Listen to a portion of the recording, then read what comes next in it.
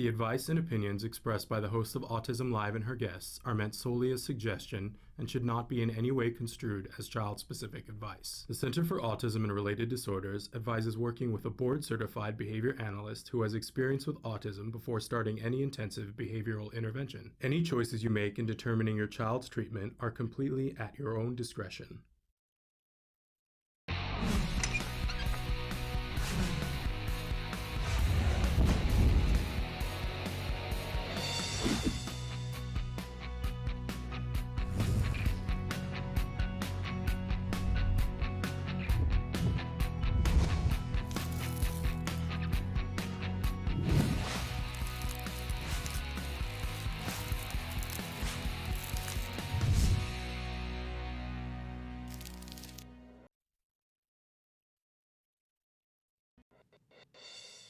Good morning and welcome to Autism Live. I'm Shannon Penrod and so thrilled to be here with you on this wonderful World Autism Awareness Day. We've got a very special show planned for you. I want to remind you that we're going to be with you live for the next 2 hours talking about autism from a 360-degree perspective. And really, today what we're doing is traveling the globe, all over the globe, to drop in at different places to take a look at autism around the world. Exciting day, so thrilled to be here with you. We want to remind you right from the start that this entire show is meant to be interactive. We want you to participate with us. We'd love it if you write in with your thoughts, concerns, comments. Kelby's going to show you some of the different ways that you can participate in today's show, while I remind you that our homepage is autism-live.com. When you go there, there's many things to do, but most important, you can be watching the live show, or you can participate in the live feature, the white boxes that are to the side of the computer screen. If you put your cursor in the one that says your question, you can type away, hit enter, and it shows up right here on my screen in real time. There is no cost. It is completely anonymous. You don't have to log in. There's no username, no password. We don't know who you are. We don't know where you are unless you tell us. So feel free to tell us if you would like to on this wonderful World Autism Awareness Day. You can leave an email if you'd like for us to get back to you in particular. But it gives you an opportunity to be talking to our guests on the show today. And as I said, we're going to be traveling the globe to drop in different places around the world to hear more about autism from a variety of different people. We have a really exciting trip, global trip planned for you. We're going to make our way around the globe, but we're going to start close to home. After this break coming up, we want to drop in to a wonderful school that I got to visit the other day, Emblem Academy. We're going to be talking with their principal and assistant principal after these messages, so stick with us. What is autism? What is autism? What is autism? What is autism? What is autism? What is autism? I've been asking myself that for a very, very long time. Let me think about that one. Trying to, just, Jeez. Let me think. Oh man, that's a rough one. Yes. Autism is a neurological disorder that affects many of our kids in different ways. It's a learning disability that affects the cognitive functions of the brain. A lot of people have the misconception that it's a disability, and it's really not. I look at it as like a special gift. When one person thinks differently from another. It's an opportunity for everyone to learn to understand someone that's a little different than them. Autism is the ability to educate. They're given so much talent in different areas. To me, autism means a chance to be with and be around people you really care about. Autism is beautiful. It's a way of seeing the world differently. It's always unique, totally intelligent, and sometimes mysterious. Happiness that comes out of my son's hard work. It's a movement. Unpredictable. That's right. Awesome. Love. The field I want to work in. Laughter, fun, joy. Autism is beautiful to me. I want you to remember these 3 words. There is hope.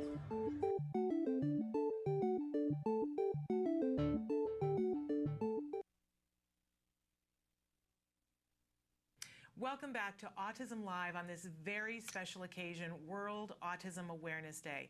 Now, I promised you we're going to be trotting around the globe to see autism in a lot of different places on Earth. The first place we're going to drop in on is a place very close to home for us, a wonderful school that I had the pleasure of visiting just a couple of days ago, Emblem Academy. This is in Saugus, California, and joining us via Skype right now, our principal baker and assistant principal, Mrs. Loscos. Thank you both so much for being here on this wonderful occasion, and thank you so much for allowing me to come to the school the other day to talk to your students about World Autism Awareness Day and some of the ways that they can participate both today and this month. I have to tell you, I'm so impressed with what you guys do. You're representing schools all over the world this morning because I think you guys do it remarkably well. You've got a wonderful campus where a lot's happening there. Tell us, Principal Baker, about how you guys are having inclusion on your campus that's really remarkable. We do a variety of activities, and as you saw just the other day, all our students wore blue on April 1st, and then we're also implementing several things throughout this month that we're very excited about. But there's other things that we do on campus as well on a daily basis. We have buddies. We also have Circle of Friends, and Mrs. Loscos can speak to Circle of Friends very articulately. Would you like to? Sure. So we just started Circle of Friends this school year. We are participating in a joint grant with Newhall School District, and we are very excited because this program has really taken off. We have 20 typical students in 5th and 6th grade who are supporting and developed a circle of friends around 11 peer friends that are in the regional autism program.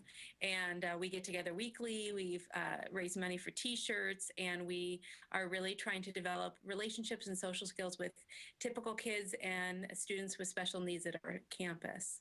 It's really remarkable, and you can see it on your campus how inclusive you guys are. You have a remarkable program there because you've got a school where a lot is happening. It's not just a STEAM program, it's a STEAM program, or is it STEAM? Tell us about what that program is in your on campus.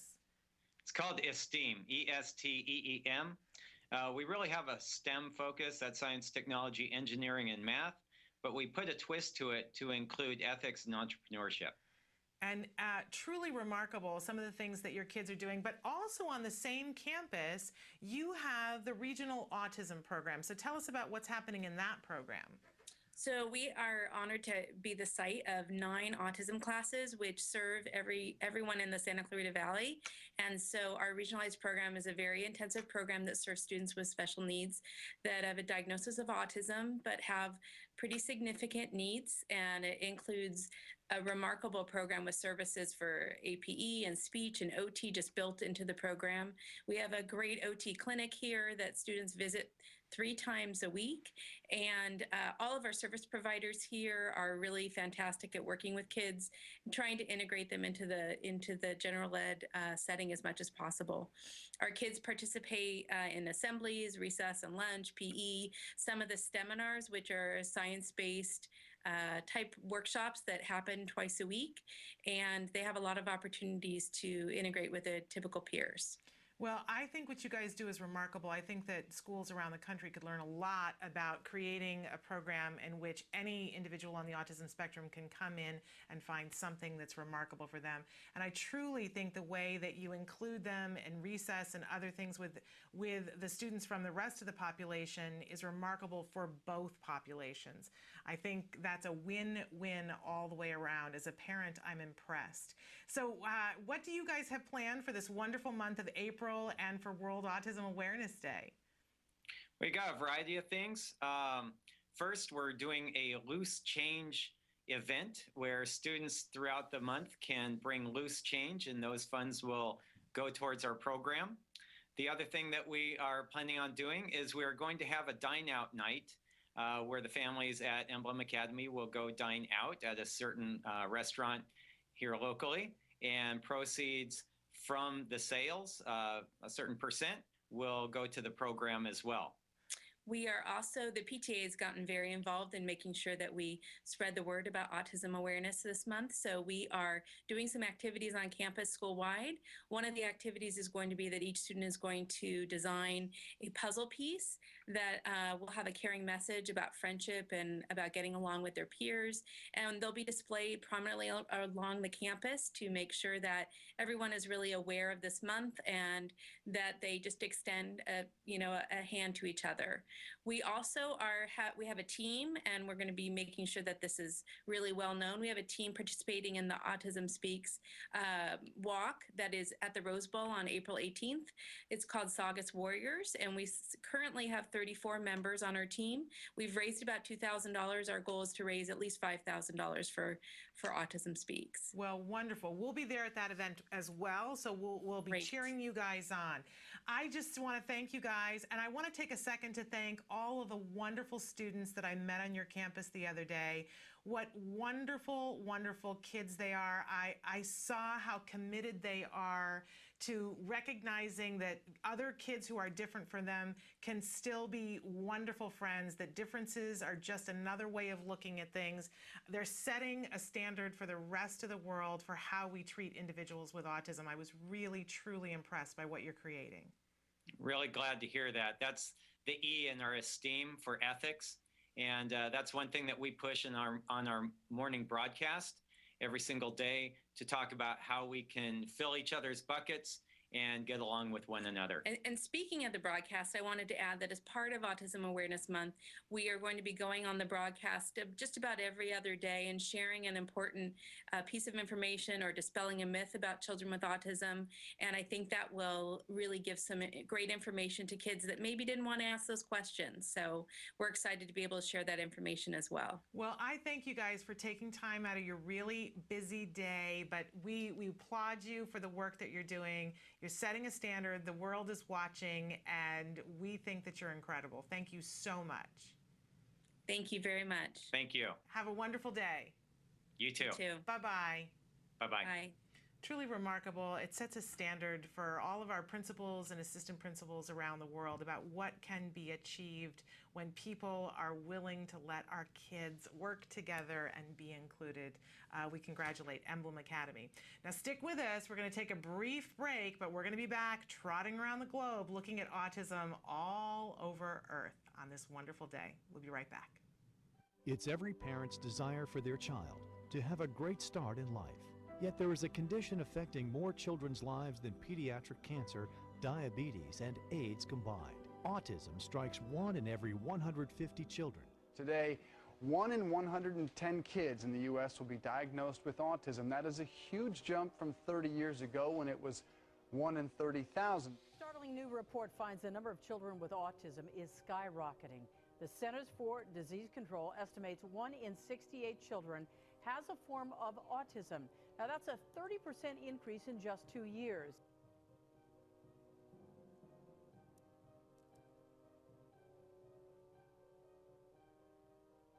Well, a lot of the children and all the accomplishments over the last 20 years, I'm thrilled.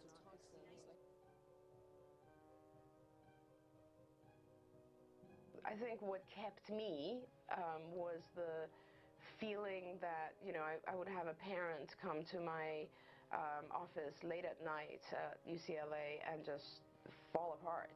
And this is a long time ago, and there were much less back then in terms of services and knowledge and so on.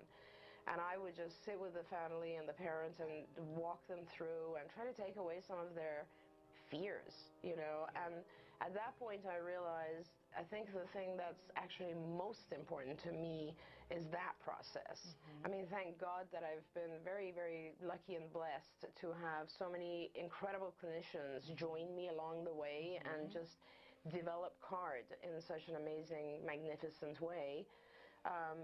That I could, you know, for me, it was more really about how can I help the families? What can I do for the moms, the dads, you know? It is just, and I feel like, you know, there's no way I would ever really know because I haven't had my own child go through this, but I've experienced it with people a lot of times. Hi, this is Megan. I'm in first grade all by myself. My my teachers are so fabulous. I like to read books. I like to go to my friends' birthday parties. I like to invite my friends to my birthday parties. I once had a sleepover with a friend. I like to have play dates with my friend. I'm the best reader in my class. I like to go to the library. I like to read different series of books. And here's how I learned to do all these things. By my car friends and Dr. Grant Pichet. Thank you, car friends and Dr. Grant Pichet.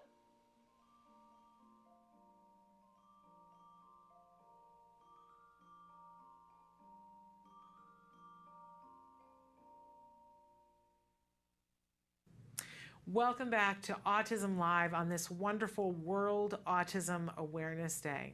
Now, some of you might be thinking, where did this World Autism Awareness Day come from? What exactly does this mean? Who invented this anyway?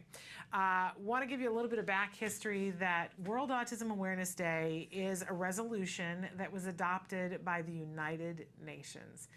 That's where it comes from. It is known as 62-139 World Autism Awareness Day, and I want to read to you a little bit about how this came to be. And this came from the General Assembly on the 21st of January, 2008. The General Assembly recalling the 2005 World Summit outcome and the United Nations Millennium Declaration, as well as the outcomes of the major United Nations conferences and summits in the economic, social, and related fields, recalling also the Convention on the Rights of the Child and the Convention on the Rights of Persons with Disabilities, according to which children with disabilities should enjoy a full and decent life in conditions which ensure dignity, promote self-reliance, and facilitate the child's active participation in the community, as well as the full enjoyment of all human rights and fundamental freedoms on an equal basis with other children, affirming that ensuring and promoting the full realization of all human rights and fundamental freedoms for all persons with disabilities is critical to achieving internationally agreed development goals. Aware that autism is a lifelong developmental disability that manifests itself during the first 3 years of life and results from a neurological disorder that affects the functioning of the brain, mostly affecting children in many countries, irrespective of gender, race, or socioeconomic status, and characterized by impairments in social interaction, problems with verbal and nonverbal communication, and restricted repetitive behavior, interests, and activities. Deeply concerned by the prevalence and high rate of autism in children in all regions of the world and the consequent development challenges to long-term health care, education, training, and intervention programs undertaken by governments, non-government organizations, and the private sector, as well as its tremendous impact on children, their families, communities, and societies. Recalling the early diagnosis and appropriate research and interventions are vital to the growth and development of the individual, decides to designate the 2nd of April as World Autism Awareness Day to be observed every year beginning in 2008.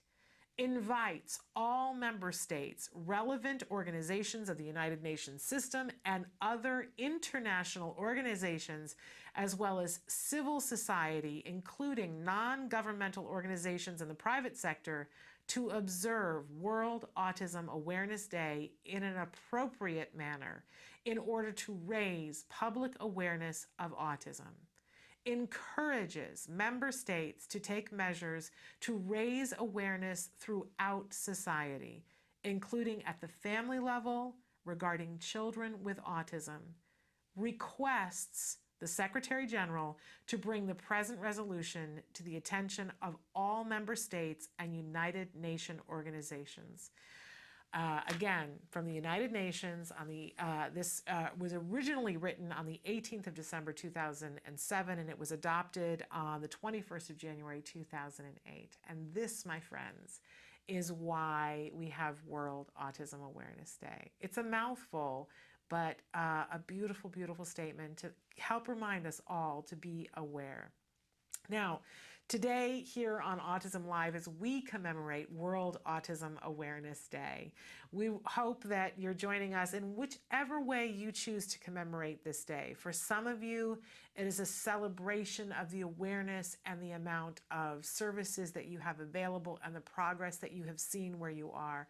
For others, it is a commemoration day of the lives that have been lost due to autism, the bullying and the degradation of individuals that we care deeply about from people who were ignorant and did not understand what they did, and everything in between. I encourage you to spend this day in a way that is appropriate for you as the UN directs.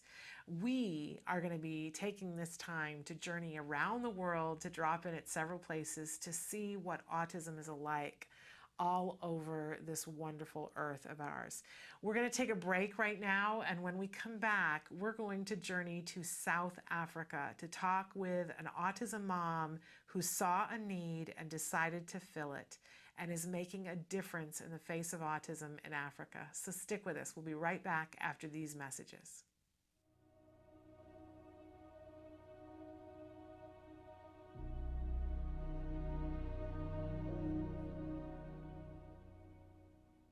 Hello, fellow activists. Last week, we talked about step number 1, accept and embrace this challenge. Now we're moving on to step number 2, educate yourself. After my son Wyatt was diagnosed, I put up a sign over my home office that said Autism Central. I went to school in my home office every night after my husband and Wyatt had gone to bed because I was determined to learn everything there was about autism. That's because knowledge is power. Visit all the autism websites you can. Read all the books you can. Learn about all the organizations that are out there that offer free guides to help you. Some of them even offer mentors to help guide you. Find out about local support services. Find out about what educational services your child is entitled to. Get to every autism conference and seminar you can. I'll never forget the first autism conference that I went to. The first speaker was a beautiful, brilliant woman named Dr. Doreen Graham-Pichet. She spoke about a therapy called Applied Behavioral Analysis, or ABA. She told about how it could improve the life of children with autism, and in some cases, recover them. Now, despite the fact that Wyatt had been diagnosed for over a year, nobody had told me about this therapy. I remember calling my husband on the cell phone and saying, "Honey, I met the woman who is going to help improve Wyatt's life." And I'm happy to say that 8 years later, that's true. Are you feeling a little overwhelmed by all the information that's out there? Well, you're not alone. But try different approaches for your child. Trust your gut. Just 40 short years ago, mothers were told if their child had autism that they would have to be institutionalized, and in some cases they were actually blamed for their child's autism for failing to bond with the child. That was called refrigerator mother syndrome. Well, thank goodness times have changed. So until next time, learn everything you can about autism and keep the faith.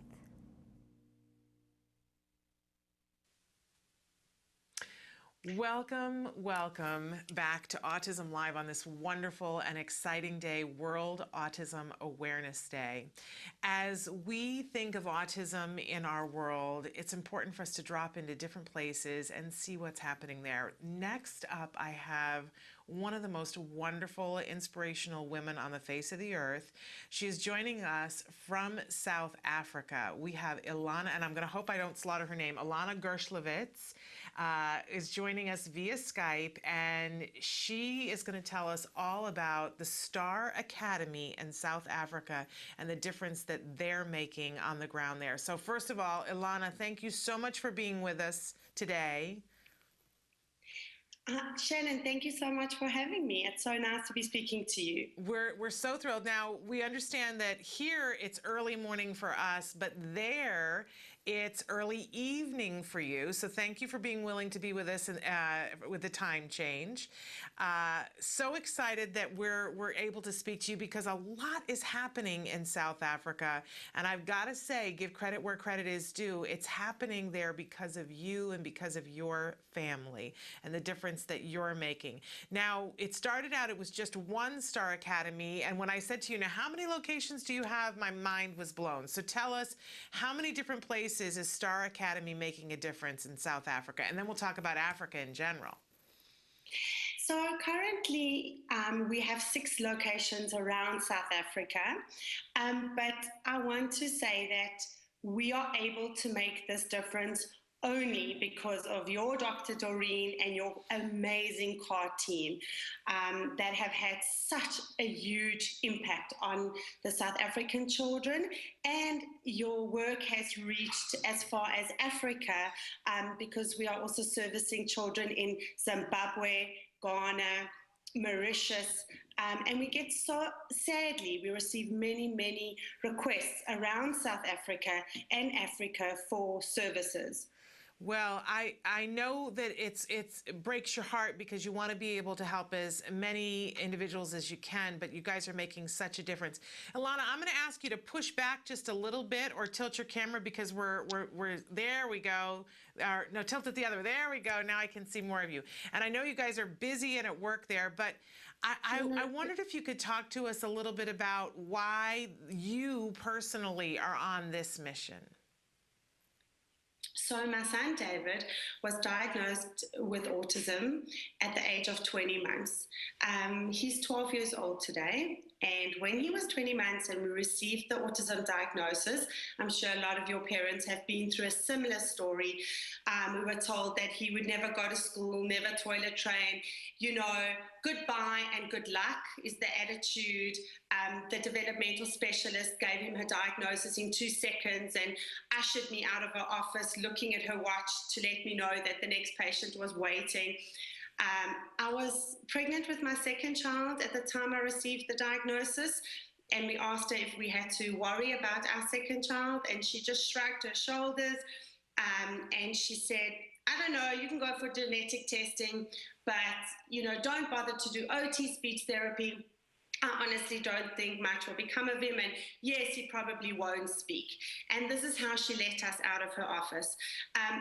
And that was the day that changed our lives forever. We'll never be the same, and I'm sure a lot of your parents know that day and remember the day that they heard that word autism that sometimes you wish you'd never heard, until you start researching and you start realizing that in fact it is treatable and that there are treatment options. And so I walked out of that office, and that's where my journey began, and that's where I started to search for answers and search for treatments for David. I knew that it was serious, but I refused to believe that there was nothing that could be done. Are you kidding me? Yeah, there wasn't an option. Things had to get better, and I was going to do my very best to look for it. And of course, I started calling autism organizations around South Africa, and everybody gave me an autism brochure and a lollipop. Come for parent support, let's all accept it, nothing can be done, 90% of the children are retarded, I'm so sorry for you. But I dug further, and thankfully I was able to find treatment options like ABA. Yeah, and now it's been a couple of years, and you're seeing the difference that this can make, not only for your son, but for more children in your area. I can't imagine how fulfilling it is for you when you see the kids making progress. Do you feel like things things are getting better in South Africa, and more parents are starting to know that you can make a difference and that there is progress available for our kids? So yes, we're definitely getting out there, and we are definitely changing the archaic notion in South Africa that autism is a lifelong disability. I must say, before I met Dr. Doreen and CARD, I didn't understand that autism is in fact treatable and recoverable. I had come across ABA on my search for treatments. We had done a local ABA program, and so no one in South Africa ever spoke about a child recovering. You know, God forbid you use the word in South Africa, a child who's been recovered from autism. The old school professionals and people who are perceived as experts in the field really struggle to understand that concept and find it hard to believe. They'll come up with so many excuses. So your question was, have I seen changes? Well, again, because of CARD, we have seen so many children making progress. We have a fantastic staff complement. Again, it's all thanks to the work of Dr. Doreen. She came out to South Africa over 5 years ago. I'd met her at one of the DAN conferences, and we put together a presentation for her. She agreed to come to South Africa, and that's where it all started. She has guided us, and it is only because of her and because of the CARD team that we've been able to help so many children with ABA in South Africa and Africa. And I did certainly learn that there are ABA programs and then there's CARD ABA. And so having a good quality ABA program and early intervention is obviously key, and it's just been amazing. So yes, there are many children making progress on the CARD ABA program. Well, I think that that's remarkable. If you, on this wonderful day of World Autism Awareness, what is there one thing that you would like to make clear to people in Africa if they have children with autism? What would you like to say to them? To never give up hope. That autism is treatable, and that no means maybe. And that's what I live by. No means maybe. If you think that there's nothing more that you can do and that all the doors are closed and that, you know, you've tried everything and you just need to sit back and accept it, it's not true. You need to know that there's a lot of hope. The more you can research and the more informed you can be about the latest developments and about all the research out there, the less you fear. And so I think really what my message would be is to educate yourself. You know, because information is power, and you won't fear if you are informed and you understand how you can help your child. And I'm sure a lot of your parents will agree. There's only one thing that can make a parent of a child with autism feel better, and that is to see the progress. And if you do work with the experts, such as CARD, you will see that progress. Well, I hope that everyone in the world is watching, and I want to say to all of the moms and dads that are out there who have felt like they were alone and felt like these services aren't where I'm at, I want to use you as an example because you were a mom in a place where you didn't have the answer and you kept asking, and now not only have you made a difference in your life, but you have spread that out so that you've made a difference on a continent.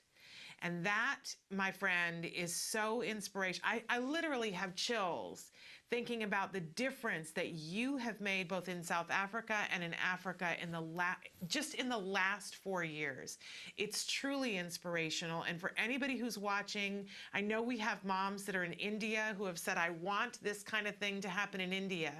But sometimes you have to, instead of waiting for somebody to bring it to you, I give you the example of this wonderful mom. She found a way to do it herself and to make that difference. So we salute you on this World Autism Awareness Day, and we hope that it inspires others to do more of what you have done. Thank you. Thank you so much. It's an absolute privilege to be an affiliate CARD clinic. We are only experts in South Africa and Africa because we have learned from the experts.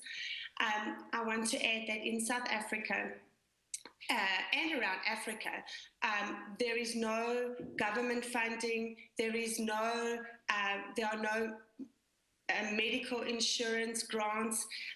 And so we are fighting very hard with the Department of Education in South Africa to try and get the very much needed help for children suffering from autism in South Africa.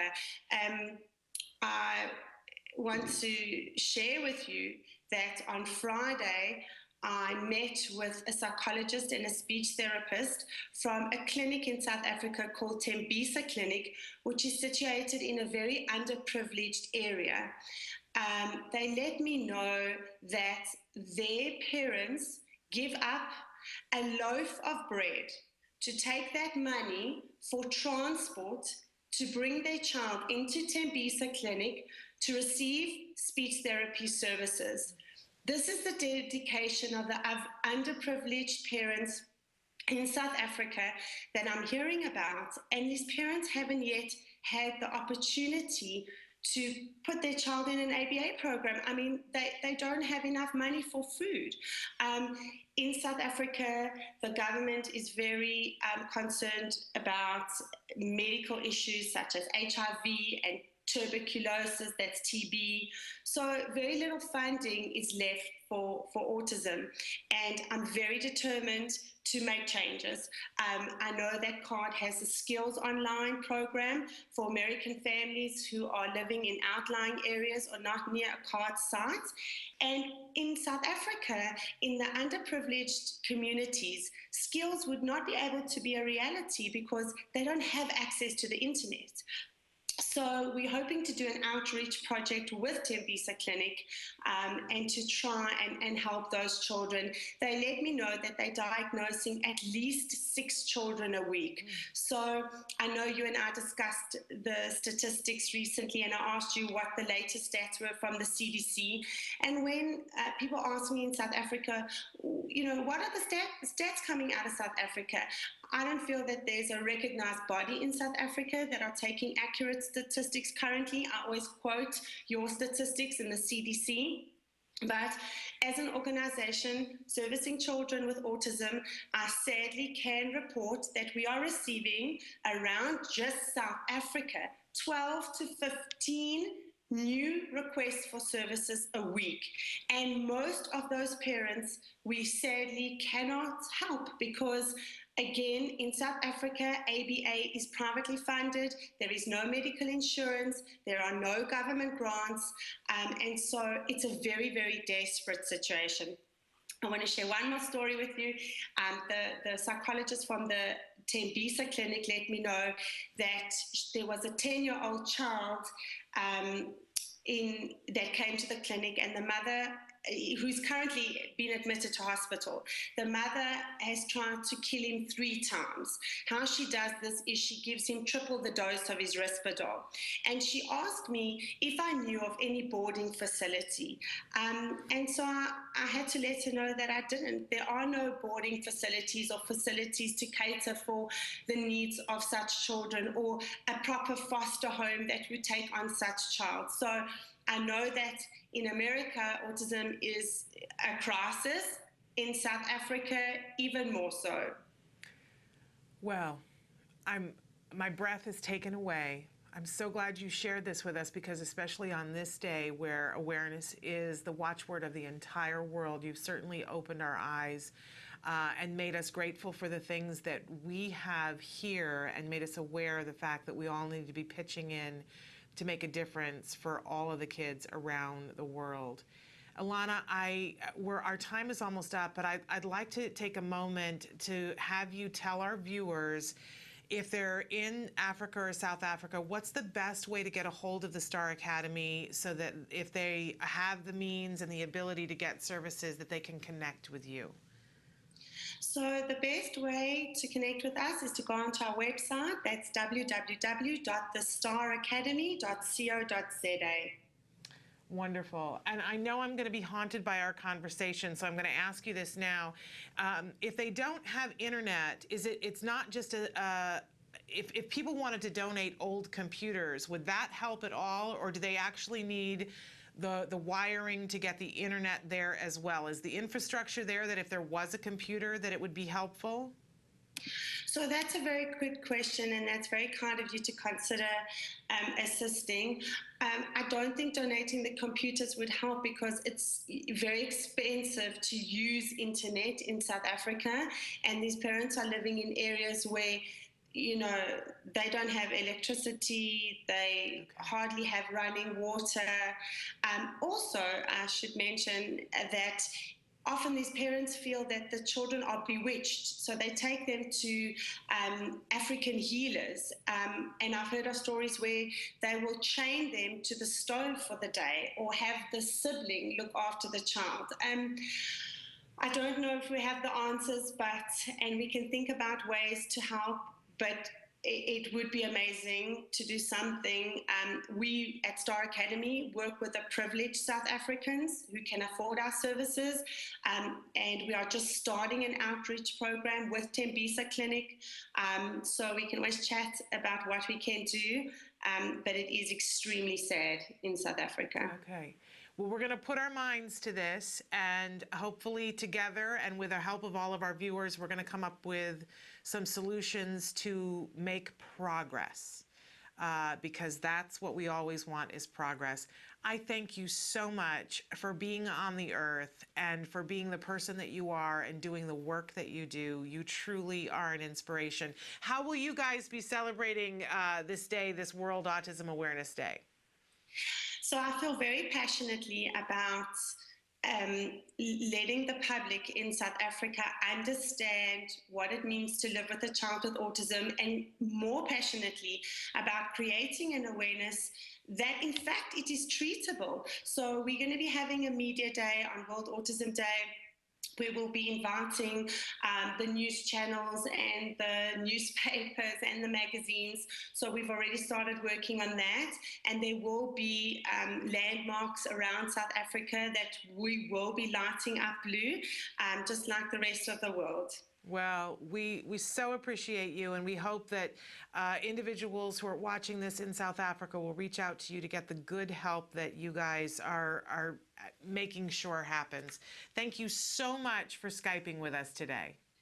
Thank you, Shannon. Thank you for all you do. You're amazing. And so many parents in South Africa watch your show, and it's so informative, and we're very appreciative for all the information that you share with us always. Keep up the good work, and thank you for your time today. Thank you. Please give our love to everyone there, and give those boys a hug from me. I will. All right. Bye-bye. Bye. Wonderful, inspirational, breathtaking, amazing. We're going to continue looking at autism around the world. Stick with us.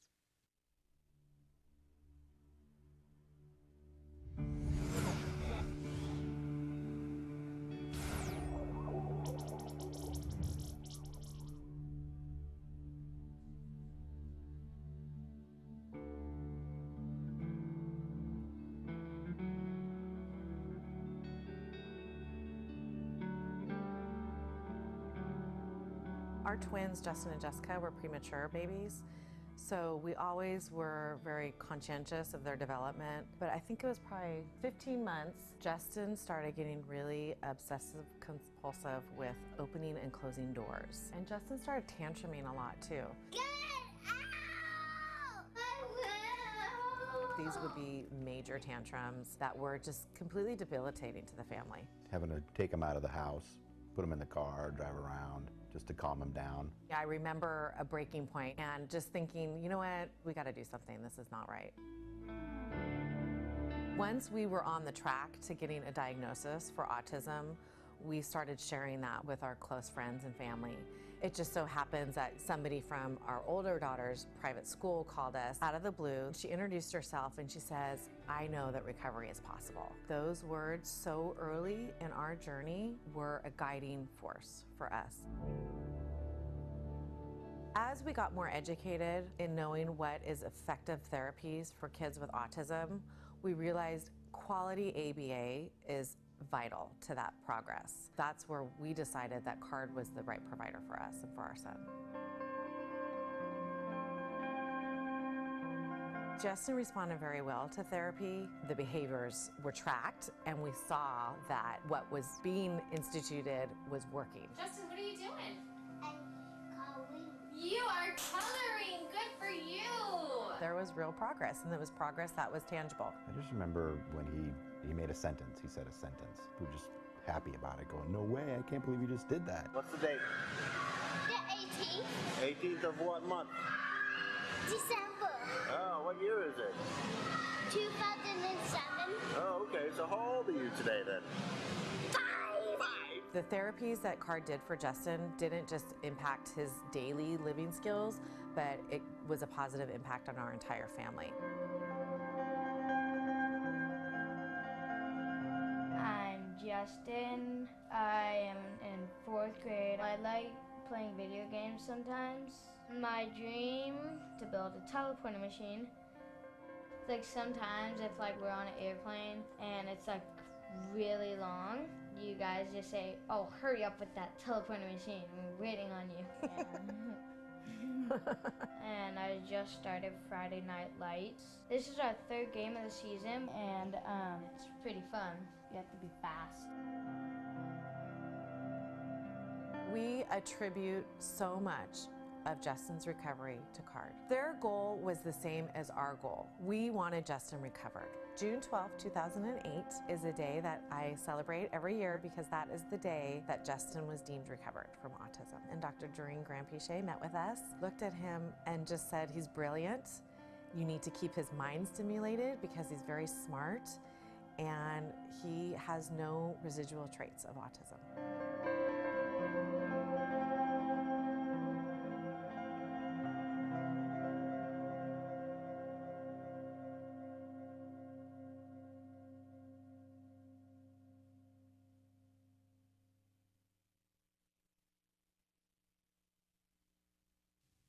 Welcome back to Autism Live on this really wonderful World Autism Awareness Day. We talked a little earlier about where does this day come from, that this was a directive from the United Nations, and this year, the World Autism Awareness Day has a theme. Did you know? The 2015 theme is Employment, the Autism Advantage. If you journey to the United Nations page right now, and if you go to their World Autism Awareness Day page, it tells you that it's estimated that more than 80% of adults with autism are unemployed. They further go on to say that research suggests that employers are missing out on the abilities that people on the autism spectrum have in greater abundance than neurotypical workers do, such as heightened abilities in pattern recognition and logical reasoning, as well as greater attention to detail. These qualities make them ideally suited to certain kinds of employment, such as software testing, data entry, lab work, and proofreading, to name just a few examples. The hurdles that need to be overcome to unleash the potential include a shortage of vocational training, inadequate support with job placement, and pervasive discrimination. The United Nations is, of course, hoping that on this World Autism Awareness Day that we can draw attention not only to our wonderful, beautiful, diverse autism community, but also to the desperate need for employment. I know that those of you who were with us yesterday, you saw 2 amazing people who joined us to talk about employment and how important it is for individuals on the autism spectrum. Joanne Lara from Autism Movement Therapy was with us, as well as James Durbin. If you didn't get a chance to see it, make sure that you do see it. They've got a really important event that's coming up on May 20th of this year. An event that's called Temple Grandin and Friends. It's a musical event, a concert, if you will. And on the docket, so to speak, of course, Temple Grandin will be speaking. And what is she speaking on? Employment, and how important it is to level this playing field, to give individuals who are on the autism spectrum the ability to join the workforce on a level playing field. You know, if you watch the show, that I like to talk about the cartoon that shows the difference between justice and equality. Shows 3 kids standing on a box with a curtain in front of it for them to look out over the curtain to see what's happening on a track. and the boxes are all equal for the kids to stand on, and it says this is what equality is. And it shows that one child is taller than the other two, so he is able to, standing on the box, see over that curtain and can see exactly what's happening. And the next child, who is shorter than him, can only see this much, and the third child, who's significantly shorter, is not able to see anything. And it shows that this is what equality looks like. Then in another cartoon, it shows you what justice looks like, and it shows that each one of the boxes is adjusted so that all three of the boys are able to see over the curtain to see exactly the same thing. That is what justice is. So I don't know about you, but I'm all about justice, and that finding that justice. Equality is great insofar as, you know, how far it goes, but justice is really what our kids need. And when it comes to applying for a job, we know that there are things that we can do to help level the playing field so that when our kids go in to apply for a job, that they get the same level of consideration for the job, because in some instances they might very well be better at it. If you're watching and you have the ability to hire anyone, I want to put that notion into your head that perhaps you're missing the boat if you don't look to the autism spectrum for people who potentially could fill that job for you. Even the United Nations is bringing it to your attention today and throughout this year that there is an autism advantage, something to be taken advantage of if you are willing to. We're going to take a break, and we'll be back after these messages.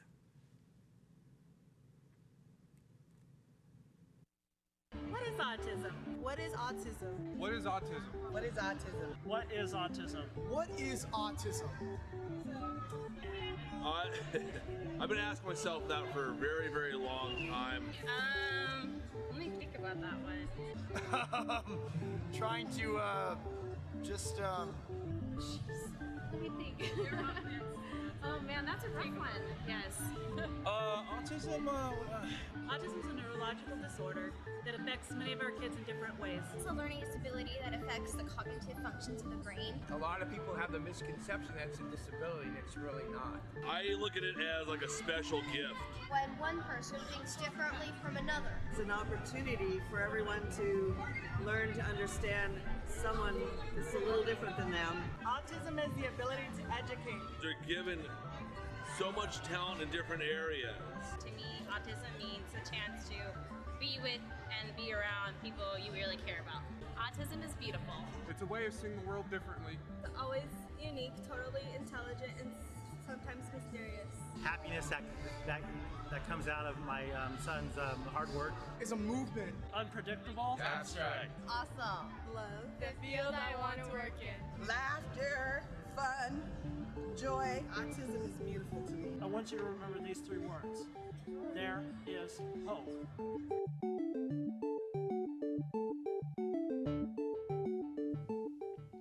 Welcome back to Autism Live on this very special day, World Autism Awareness Day.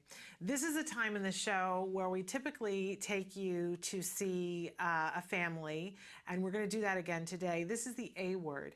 And I want, in case we have viewers who have never watched the show before, to let you know that a couple of years ago, the decision was made that it would be so beneficial if cameras could follow a family for a period of time as they start their quality ABA program to let people know what the arc of ABA is. So often, if you look up ABA online and you want to see a video of it, I know when my child was waiting to start ABA, that's what I wanted more than anything else in the world. I want to see, what is this like in somebody else's home? What does this look like? What does this actually do? And you look things up, and it's still pretty much the case. As much information is there on the internet, what you will see more often than not is somebody doing DTT with a child, discrete trial teaching. And it's when they're sitting at a table and they'll point to something, or they'll lay cards down and they say, touch the car. And it just sounds bizarre, right? It just goes, whoever talks that way, whoever is going to teach a child that way, touch the dog, right? It just looks weird. It sounds weird. It isn't something that you go, ooh, let's do 40 hours a week of that. And when you're told this is what ABA is and you want to do 40 hours a week, I know a lot of parents go, I don't think so. I don't think that's what I want. And I always like to remind everybody that DTT is a really important and essential part of ABA. You absolutely want to use it for certain circumstances.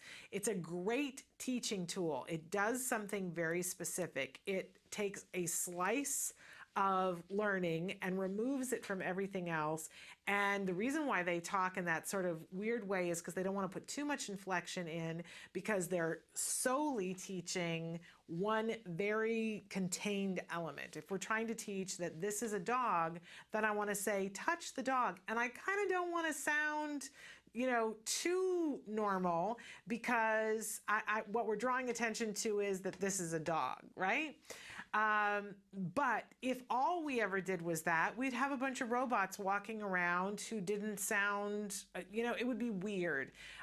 So I want to remind you that DTT is just the beginning tool to get the beginning understanding of something on board. And then you work on a whole bunch of different things in a whole bunch of different ways so that eventually you're saying to the child, you know, where'd the dog go? And the child is going, there's the dog, and all the inflection in the world. So I know years ago I was saying, why aren't they showing that on TV? Why? I've talked about my mother watching for a week of the therapy that my son went through and going, why isn't somebody showing this on television to show this miracle that's happening in your living room? In fact, we still refer to it as the autism miracle in our living room. So I was thrilled when I heard that they were going to begin working on the A word. There was a little boy, Jack Riley, who was diagnosed with autism at the age of 2, and his family agreed to allow cameras to come in on a regular basis to document what was happening with him and with them as their family grew, so that we could see what this looks like over a period of time. Not just that DTT sitting at the table, but how do you go from that to getting to the next moment, to having it generalized so that this child becomes a well-rounded child who is just luscious. And it's very exciting that there's multiple years now of the A word available. You can watch it on its very own channel.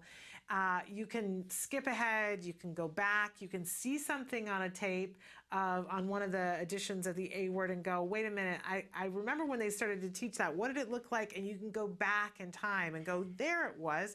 That's how that happened. That's how this came to fruition. And that to me is really exciting.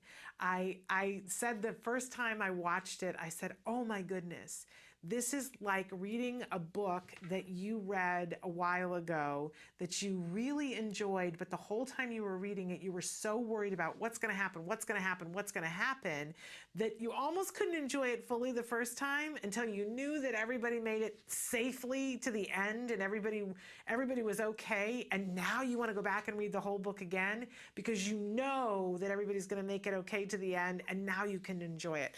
For me, that's what the A word is. You can see all those little moments of learning without the fear, without thinking, oh my gosh, are we ever going to get there? It's kind of amazing. So we hope that you will watch the A word.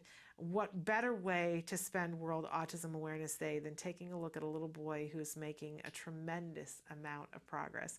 So the next place that we journey to on this earth is to Southern California. We're going to drop in and take a look. This is the A word, but don't forget, when you come back, we still have Iceland, Australia, and we're going to Panama. So stick with us. I'm starting to think he's smarter than me. During clinic, everyone on Jack Riley's team meet at CARD headquarters. Here, parents, supervisors, and therapists go over any questions, concerns, and new skills to be taught. You're gonna look how cozy he is with you guys now. He's gonna lean on her knee. He's leaning on you. We were having him like give us fire truck and then having him say it afterwards, but now we're realizing he knows a lot, so now we can just hold up the picture and say, what is it? Boot. Jessica is determining what items Jack Riley knows the labels for. Items he does not know are separated to be taught to him during a later therapy session. Vegetable. Papa. Is that right? Papa. Oh, that's right. Oh, you gotta call your dad. Yo. Ryan. What is this? Oh, he doesn't know that one. What is it? Table.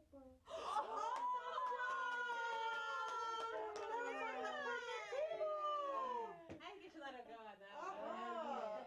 Oh my goodness. That's good. Woo! That was good.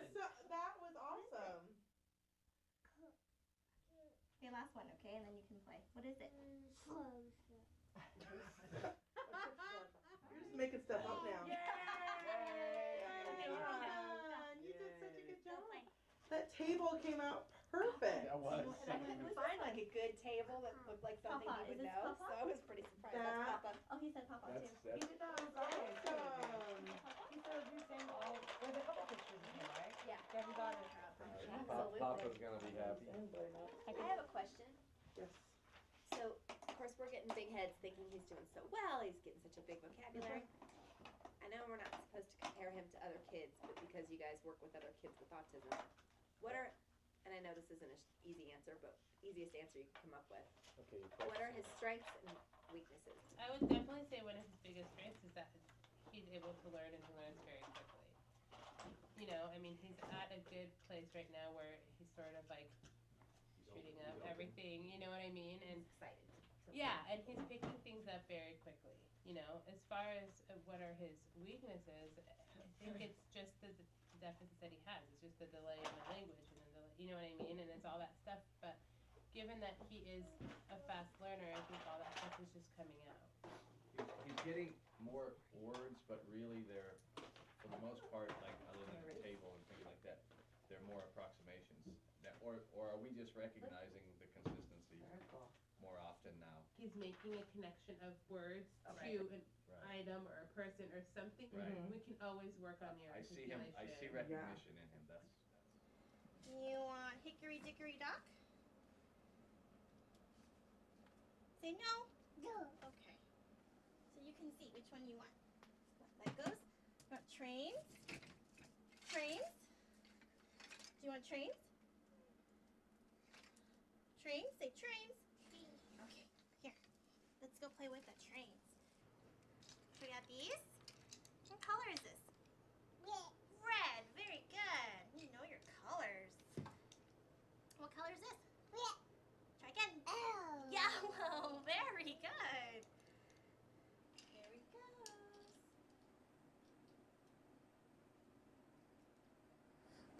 There you go. That's what I was waiting for.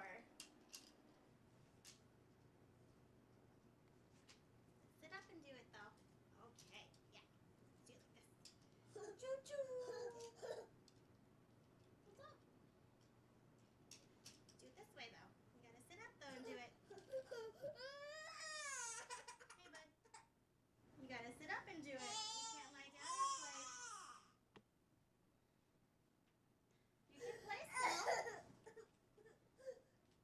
Do you wanna play? Do you wanna play? Then you need to play right. Okay? Sit down and play. Go ahead. Go ahead, Jack. You can play still. Uh-oh. That's okay. Here, you have one more. Let's go. Hey, you gotta sit up though. Sit up and then you can play. We see Jessica repeatedly redirect Jack Riley to sit up each time he attempts to lay down and play. The reason she does this is that laying down while playing is inappropriate, and if we don't teach appropriate play skills, he won't be able to socialize with other children. This teaches him how to play, and that tantruming or negative behavior won't get him what he wants.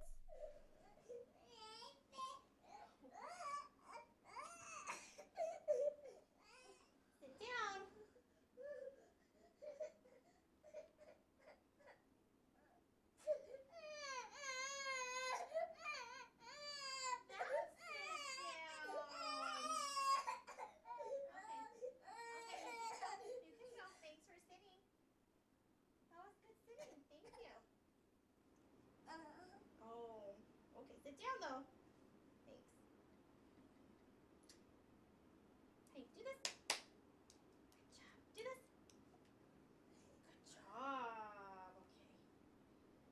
Peekaboo Wild?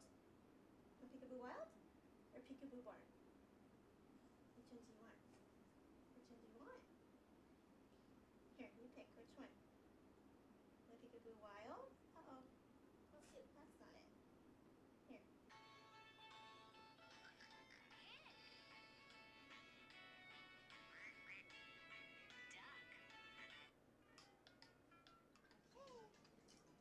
Do this.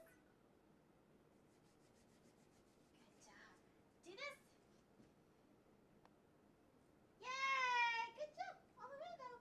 Stand up. Like this. Yeah. Okay, try again. Ready? Check your head. Do this. There it is. All right. Okay, let's have it face you. Who's that? That's Jack. Is that you? Yeah, that's you. Who's that? That's me. That's Jessica. Can you do this? Yeah, good job. Can you do this? You do. Yeah, there you go. There's your tongue. I was messing around with him the other day with my forward-facing camera just to see him make funny faces to each other, and he really imitated. So. But with the camera, not with with the camera, but not face to face. Yeah. Which is interesting. It's really interesting. Yeah. But like face to face, you can do like the gross motor NBI, where I do this and he claps, or I stand up and he'll do the same thing, but facial stuff, no, he won't. Shoot, that's right.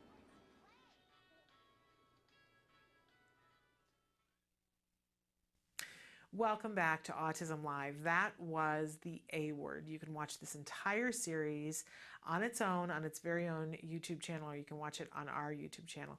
By the way, I just have to say, what a wonderful example. We talk all the time about the fact that when you start an ABA program, it's such a relief when you're doing good quality ABA therapy and you have a team of people that are coming into your home. I know that for many of you around the world, this is the thing you wish for and you long for. But we do need to acknowledge that for people who start that, it isn't easy. It is a thing devoutly to be wished, but there's nothing easy about it. And this episode really brings home one of the things that we talk about, that there are times, and I think it's so ideal to have a camera that you can hear both sound, you can hear the audio, and you can see a picture of what's happening, because there are times when our children are going to cry during therapy. And it's not because somebody's being mean to them or there's some aversive thing that is happening. You saw directly right there that Jack Riley, the way that he, up to this point in the story, the way he likes to interact, and we see this with a lot of children on the autism spectrum, that they have some visual things, stims, that they like to do. And for this little boy, he likes to lay on the floor. This is not unusual at all for kids with autism. Lay on the floor and look at things from the side, and especially things with wheels. And we don't know exactly why this is so stimulating to them, but it is their favorite way in which to play. You'll see kids with autism rolling cars and turning their head sideways to do it. Something else that they do frequently is that they'll pick something up and look at it out of the corner of their eye. Well, you know, you watch this, and he's such a sweet cherub little boy, right? And he's minding his own business, and he's not hurting anybody. And it would be very easy, certainly as a mom, this is what I chose to do with my son until I knew better. And very likely his parents have been doing this with him. He's happy. Let him play that way. Why are we making him so miserable when the therapist sits him up and says, you have to sit up nice to play? He cries as if his heart is broken. And it would be easy to sit back and say, that's just terrible. Why don't they let that little boy play the way he would like to play? And I think every parent has made that choice at some point or other and said, I'm going to let him be. If that's the way he wants to play, then that's fine. He's not hurting himself, and he's not hurting anyone else. But as you begin to see how different skill sets build, you begin to see that if a child continually lays down and that's the way he views things, we are going to miss other things. It's sneaky that way. Once we set the child up and ask him to play upright, it allows him to use his arms to be able to play.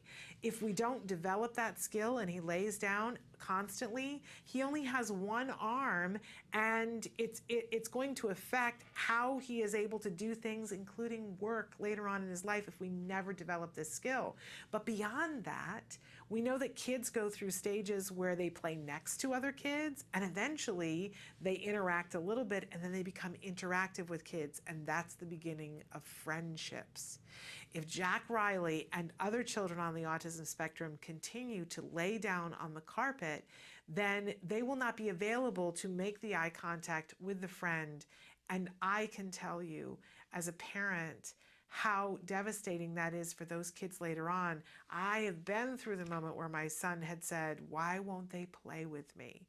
We need to, it's not hurting him at all, to sit him up and teach him about the joys of sitting up and playing. And you will see in this series that in a couple of weeks, he's sitting up and he's playing with Jessica and having a good time. He's worked through this disappointment of, this is the way I'm used to playing. That's all that crying is. It's worked for me before. I like doing it this way. I don't want to do it a different way. We'll also work on flexibility so that he begins to see, hey, when I do it this way, it's more fun this way. I have a much better time. And the lights all go on. This is not abusive. This is not being mean to this child. It's giving him more options. And when we watch therapy and we hear the crying and we get to see, oh, that's why he's crying, because we've given him options, then we don't get that as much. We're still going to have those feelings, but not as much of that sinking feeling in our stomach. This is one of the reasons why I love the A Word, and I encourage you to watch it. But today is World Autism Awareness Day, so we're making our way around the world to talk with different individuals around the globe about what autism is like for them and what it's like in their neck of the woods. So what's up next? We're going to take a break, and when we come back, we're going to Iceland. Yes, we're going to Iceland, where we're going to drop in with a mom who's created something really remarkable there. I think you're going to be thrilled to hear about it, and you're also going to be thrilled to hear about the available services in Iceland. Don't pack your bags yet, but watch this break first, and then we're going to Iceland. Stick with us. The Institute for Behavioral Training provides courses in applied behavior analysis for the treatment of autism. Access IBT e-learning videos on the move and learn at your own pace.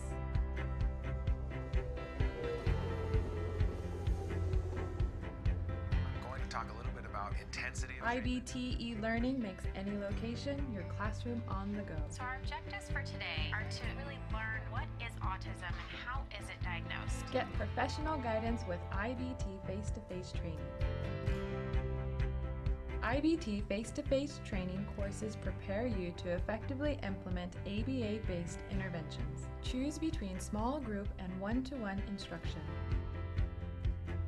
Earn BCBA supervision hours via one-to-one video conferencing. So I had a chance to review your BIP today. You know what? It looked really good. You did a good job with that. IBT continuing education courses. Earn credit through webinars, conferences, article reviews, and e-learning videos. You can learn more at ibehavioraltraining.com. IBT, 360 degrees of ABA training. Welcome back to Autism Live.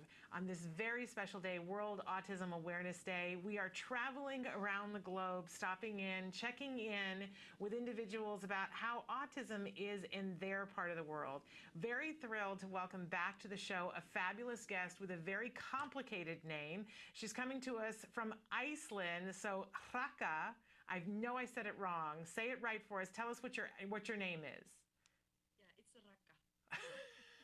Which I cannot seem to say. And say your full name for us. That would be Ragnhildur Agustsdottir. And this is why I cannot say your name, but it's a beautiful name. So thrilled to welcome you back to the show. For our viewers, tell them a little bit about how autism plays a role in your life. Well, I have two pretty amazing boys, and they're both diagnosed with autism. So yeah, it has a fundamental role in my life. These are my only children, so we're having a lot of fun at home.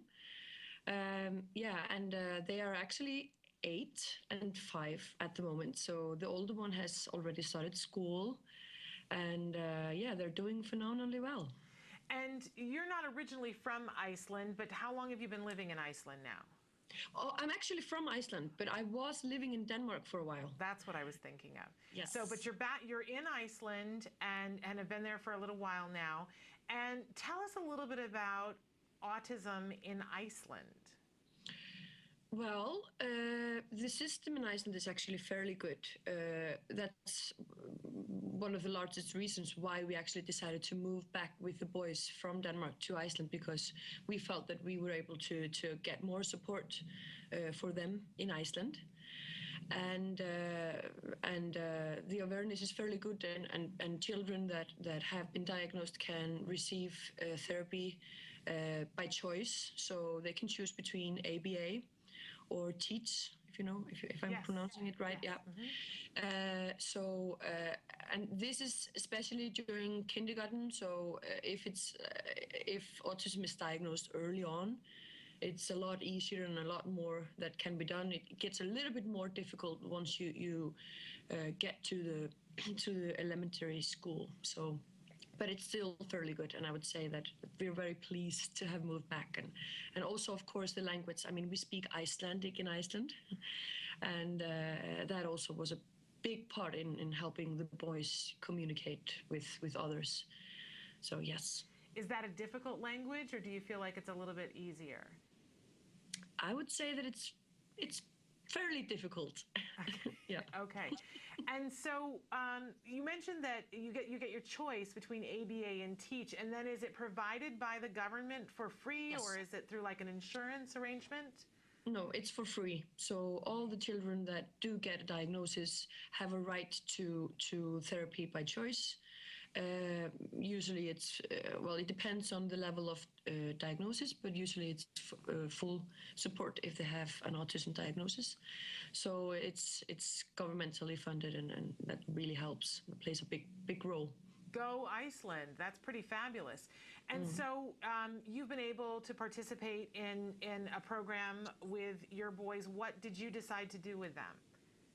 We decided to put them in to ABA therapy. So so they've been doing that, and the younger one is still in that program since he's still in kindergarten. He's in his last year of kindergarten and starting school next fall. And I mean, the change between a few years, it's crazy, really. I mean, he was actually diagnosed originally as nonverbal, for instance, my younger one.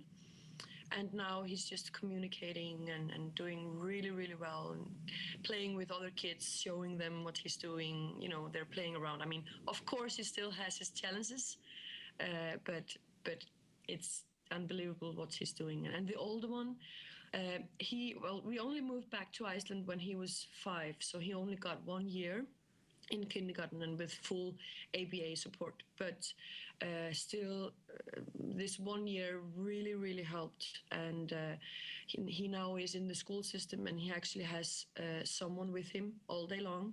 So he does have support, although it's not like one-on-one ABA therapy.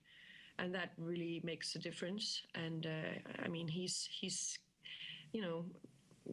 getting friends and playing with them. And I think that the social part is probably the most important for him right now. Wonderful.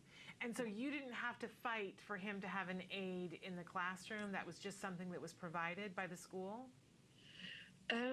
Well, I would say that we had to, press for it and ask for it. And I would always recommend that you really need as a parent to ask for what you want for your kid. Yeah. And that's the way it is in Iceland, I think. I don't think that they give you the support if you don't ask for it. So we did that, but it wasn't a big deal. Just as soon as we asked for it, the school system really, and the school that he's in really tried to help Wonderful. Well, we can all learn a lot from Iceland. Now, you are a beautiful writer and you have a wonderful blog, but I know you're incredibly busy with 2 boys, and I know you've expressed that you wish you had more time to write for your blog. But for people who are watching who'd like to check out some of the things that you do write, where can they go to find the blog? Well, they can go to familyandautism.com. Familyandautism.com. But actually, I haven't been blogging for almost 2 years. It's also because I'm actually working full time as well. And I actually decided, and one of my last blogs was actually about like, just wait for it. And that was because I was actually starting a new initiative. And since then, that has sort of taken the whole time for me that I have left after work and, after taking care of the family. I've sort of moved from blogging a little bit, even though it's still up and running and people can access it. I've more turned towards autism charity. And tell us about that. It actually, because I was blogging so much, once I was living in Denmark, I was really looking around, seeing what others were doing in other countries at the time. And I really got inspired by how many countries are really, really taking a great initiative in terms of Autism Awareness Day and Autism Awareness Month, and really trying to raise the awareness. So once I got back to Iceland, I actually connected with a few friends and people that I'd heard of that were in a similar position as me, that had children with autism. And we decided to found this charity foundation for kids with autism. And so our first sort of operating year was last year, and for the first time in Iceland last year, we celebrated Autism Awareness Day and Autism Awareness Month, and had following with lighted up blue buildings and governmental buildings and companies participating, and it was so wonderful, and we actually got a fair amount of news coverage, which I think really helped, and we got some wonderful stories afterwards about people that had sort of come out of their shell and told others about being autistic, and siblings with autistic siblings of autistic kids, coming out in their classrooms and telling their classmates about it, and so it was really, really good, and we're trying to support both raise awareness, and really we also are having a fundraising where we're trying to support kids with autism in the best way that we can. Okay, wonderful. Is there a website where people can go to learn more about this initiative? Well, it's all in Icelandic, so okay. I don't know if you will understand a lot, but we also have a very active Facebook site, and some of the stuff that we put in there is in English. And I would actually recommend people rather to go to the Facebook site rather than the official website that we have. We don't update it very regularly. All right. But if you want. Well, it's actually in Icelandic, so I don't think that I can.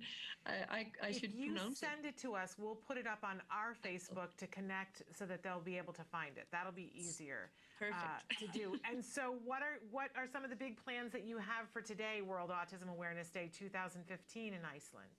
Well, there's a lot of things going on. We're actually having Autism Awareness Month again, and we actually started the initiative yesterday.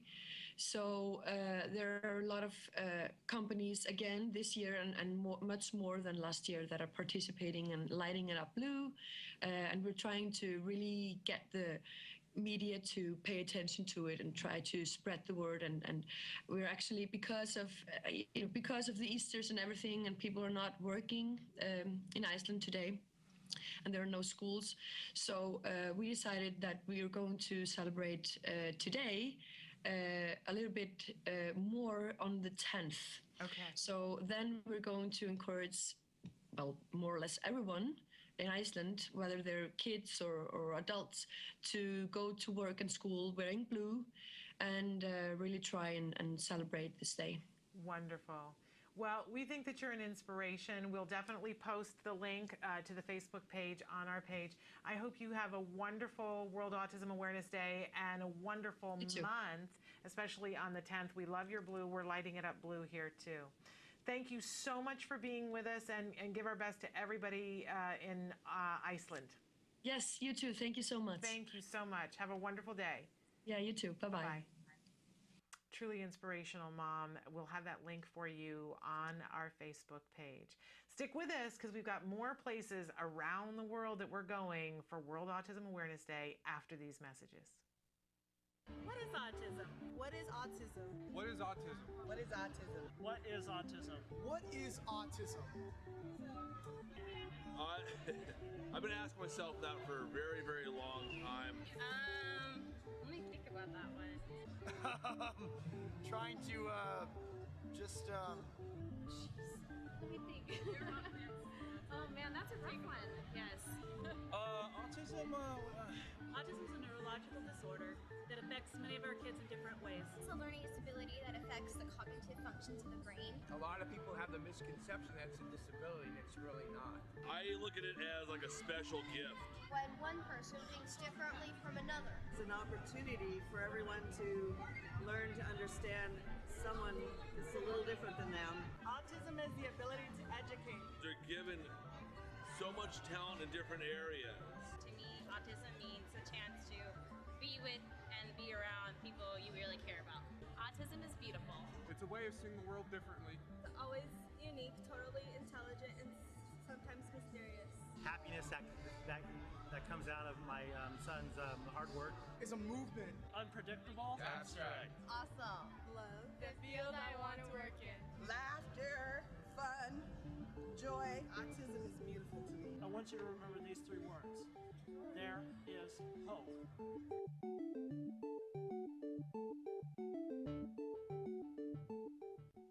Welcome back to Autism Live on this wonderful World Autism Awareness Day. So thrilled to be here with you.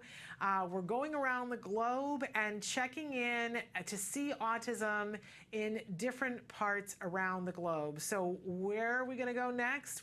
I want to have a globe that can spin. We're playing like, where in the world is Carmen Sandiego? Where in the world are we going to go next? Well, we've got a short break for you, but when we come back, we're going to journey to Panama to see what it is like there. Quite different than what's happening in Iceland. It is amazing how different services can be in different places, but the heart of a mom is always the same. So we're going to check in with a mom in Panama after these messages.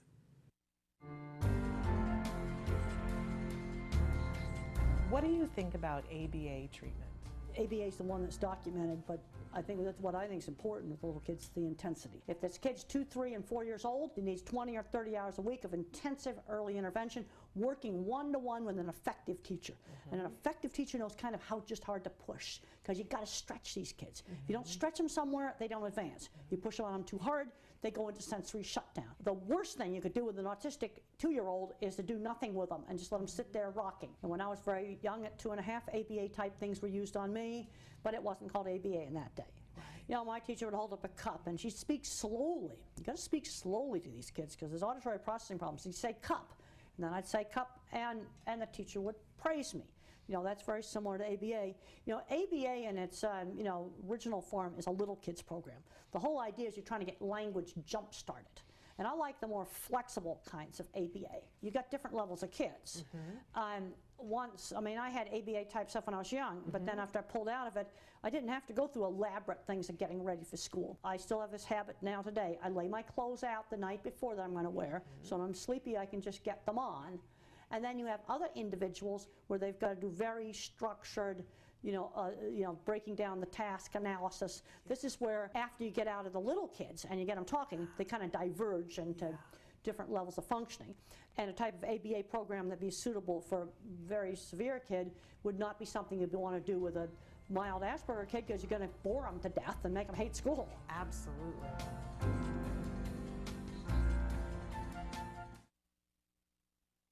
Welcome back to Autism Live on this very special day, World Autism Awareness Day. We're journeying across the globe today to check in some different places to find out more about the individuals and that are dealing with autism on the ground and the way autism is viewed in different places around the world, taking a more global look today. So next up on our globe trotting, we're going to Panama. In fact, we're going to Panama City, Panama, where we're going to drop in with a wonderful autism mom, an autism warrior mom, Pilar Pitty. Now, Pilar, did I say your name right? Yes, you did. Pilar, so excited to have you here. You're one of those awesome autism moms that I look up to and respect always so much. So thrilled to have you with us here on this day, World Autism Awareness Day. Pilar, I want to start by having you tell our viewers a little bit about how autism affects your life and what you're dealing with personally. Hi, everybody. Well, Lucas, my son, was diagnosed in Miami. He was born in New Orleans. And at that time, when I decided to move back to my country, I saw that we had an inclusion law. And on paper, law seemed to look paper perfect. So I came believing that everything that was on the law was effectively being used and implemented, but it wasn't. I've had a struggle. There's a shortage of services, of qualified personnel. People have discovered recently that this is a money-making operation, so you have a lot of people offering therapies that are not the most appropriate ones for autism. You have to investigate, I've had to use Skills for Autism because basically to train some of the people here, there's a lot of discrimination in the schools, and the schools that will sell you the inclusion package, basically, they really don't include it all. They don't give you the services. They don't give you the appropriate IEPs, and they'll deny you, even in the elite schools, by saying, oh, we're full, we'll put you in the waiting list. You know what the waiting list means. So we're still starting. We will not, the governmental support is not there. They have a huge, it's like a nonprofit that they opened with a liaison with Peru. It's not updated. They're not giving the services. So basically, we're in diapers. And there's a lot of kids being diagnosed in Panama, and there aren't any places to go to.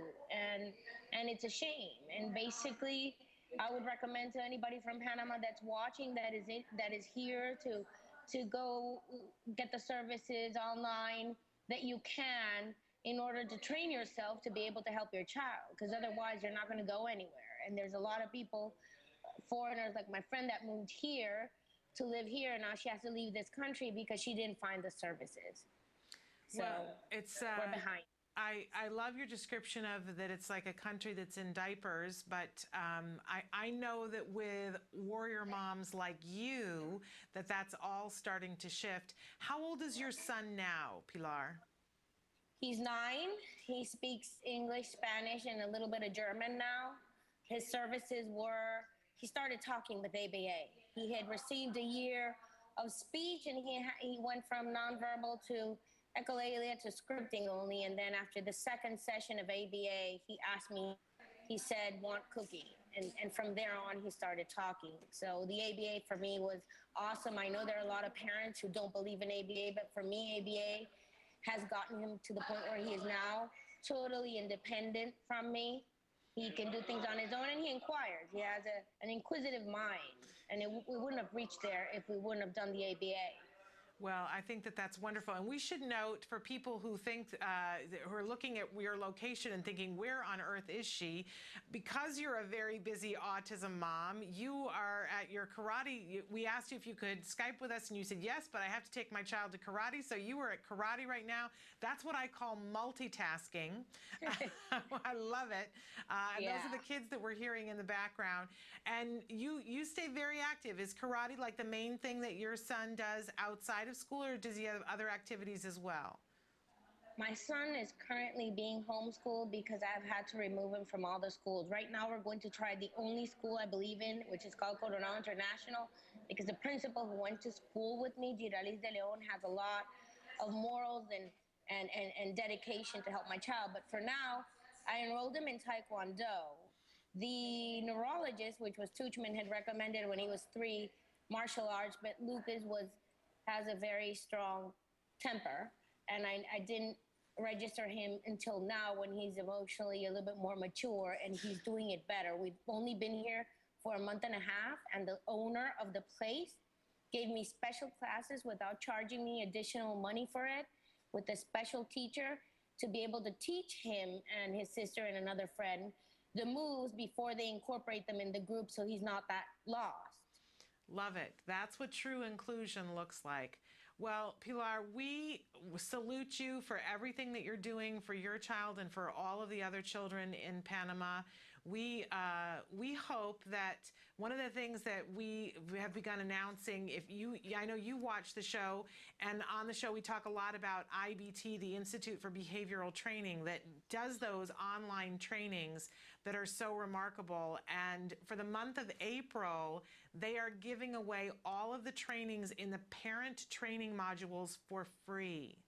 That is awesome. Isn't that awesome? So that is awesome. I believe that you have to train yourself, because you can have the best therapist, but they're only with your child for an hour, and the other 23, it's you. Right. Well, this is a wonderful opportunity for everybody who's watching, for them to get trained, to get teachers trained, to get babysitters, relatives, respite care workers trained, so that you can get that knowledge that you were talking about. We think that you're remarkable, Pilar, and we so love that you took the time today to be with us, even while you were at the karate studio. I think that's wonderful. How will you celebrate World Autism Awareness Day? What do you do in Panama to celebrate?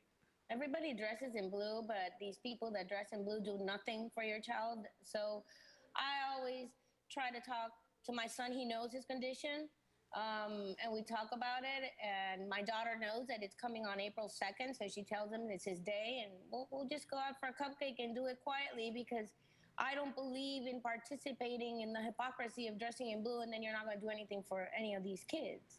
So we'll do it quietly. Well, we so wish you a wonderful day of awareness, and we hope that things start to move in Panama so more individuals can get more services. Thank you very much, and for you all, I hope you have a great Autism Awareness Day. I know there's a lot of activities. You too, Pilar. Thank you so much for joining us. Thank you. Bye-bye. Bye-bye. Wonderful, wonderful autism mom, involved with her kids and involved with trying to make things better in Panama. We're going to take a break, and then we're going to be back, and we're going to travel to another place in the world. Where are we going next? Stay tuned to see. The Institute for Behavioral Training provides courses in applied behavior analysis for the treatment of autism.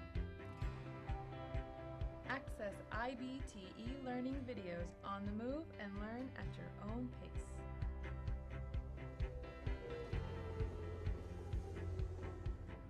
I'm going to talk a little bit about intensity. IBT e-learning makes any location your classroom on the go. So our objectives for today are to really learn what is autism and how is it diagnosed. Get professional guidance with IBT face-to-face training. IBT face-to-face training courses prepare you to effectively implement ABA-based interventions. Choose between small group and one-to-one instruction. Earn BCBA supervision hours via one-to-one video conferencing. So I had a chance to review your BIP today. You know what? It looked really good. You did a good job with it. IBT, continuing education courses. Earn credit through webinars, conferences, article reviews, and e-learning videos. You can learn more at ibehavioraltraining.com. IBT, 360 degrees of ABA training. Welcome back to Autism Live. We're journeying around the world to drop in different places and take a look at what autism is like there. We've been to Iceland, we've been to Panama, we've been to South Africa, we have been to Southern California. So what's left? We need to go to Australia. And we've got a wonderful dad in Australia because we've been hearing from a lot of moms and some principals. It's time to hear from a dad. So we're going to take a short break. When we come back, we're going to be joined by Iain Croft. He's got a couple of different things to talk to us about. Wonderful magazine that I know you're all going to want to try out that's free. So stick with us. After these messages, we'll be back. We're going to Australia. Hi, welcome to Camp Discovery, a free-to-play suite of fun, interactive learning games for kids 2 and up, designed by experts in autism. Camp Discovery will open your early learner to a world of new skills, shapes, numbers, colors, locations, emotions, and more. Let's get started. Please choose a level. Objects. First, Camp Discovery's Intelligent Preference Assessment determines your child's preferred reward for choosing correctly. Okay, got it. Let's play. Camp Discovery creates a motivating learning environment for your child by minimizing incorrect responses and maximizing successful ones. Find the shoes. Respond correctly and your child is rewarded with their favorite animations. You did it. Respond incorrectly and our unique prompting system guides your child to the correct answer by making it the largest choice. That's not it. Try again. Way to go. Continue to answer correctly and the size gradually reduces until the child makes the correct choice independently. You win. Success! Rewards motivate learning. Complete a round and your child is rewarded with a fun mini-game. Track your child's progress with easy-to-read graphs. Multiple settings options allow you to customize Camp Discovery to your child's unique needs. All this in one single app, the Camp Discovery app, available for free on iTunes, Google Play, and Amazon Store. Welcome back to Autism Live. This entire show, we've been taking you around the world so that we can drop into different places and talk about autism as it is in that area of the world. So we're journeying now to Australia. Our good friend Iain Croft is with us via Skype. And Iain, we want to wish you a very wonderful World Autism Awareness Day. Thank you so much. And happy World Autism Day to you and all the viewers. Well, and thank you for being here with us. I know the time change is a bit of a wee beastie, but we appreciate you being with us. We want to talk a little bit first about a wonderful magazine that you are involved with. Tell our viewers about this fabulous, fabulous publication. The publication is called Autism World Magazine, which has been going now for just over 2 years. It's a digital magazine, so it's online, on iPad, on Android. It was monthly, now we've made it 2 monthly just to give me a break in editing. And what we try and do within the magazine is to share experience from across the world. If something happens in one country or in one small town that is working well for one family, then we offer the experience the lives of one people that seem to be working for one family may work for another anywhere in the world, and that's the whole philosophy of the magazine. And so Kelby's got some covers from some past magazines that he's going to put up while we're talking. But tell us about, I mean, we're looking at one right now that I love. The cover's got a robot on it. You've covered things such as sibling issues. What are some of the topics that you've covered in particular that you've heard from your viewers that just really, resonates with them? What really resonates is we cover the entire spectrum, and what I hear so much from families is 2 points really, is the sense of struggle of when you first hear your diagnosis, and those feelings of blame, that you blame yourself, or you're searching around after diagnosis and reading from diagnosis, of trying to find answers, and you're literally bombarded. You Google autism and you're blown away by how many answers come flying back within seconds. So where do you start? So part of our magazine is to help guide those families from across the world of ideas and systems that's working for one family, we hope can work for another. The other great question that we keep getting more and more is parents of children with teens, early teens, who are worried about what will happen when their child turns 18. There's so little research in this area, so little planning going on in this area, and families are very worried about what will happen once their child finishes whatever schooling they're doing. And we spend a lot of time discussing and talking about options in the lead up to 18 plus. It's overwhelming, isn't it? I've been having so many conversations lately talking about these two very different places in time for an autism parent, and yet I'm seeing as we get, I mean, my son's only 11, but we're starting, the fear wheel has started to turn towards what happens after 18, that these two periods of time when you're just diagnosed, and what here in the States, what they refer to as the cliff, when your child gets to 18 or 22, whenever those sort of sponsored activities run out, and that you've run off the cliff, and what happens after that.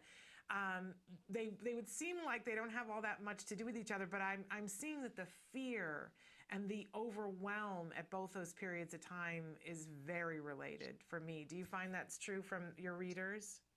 Yes, we get a lot of feedback in that, a lot of questions in that.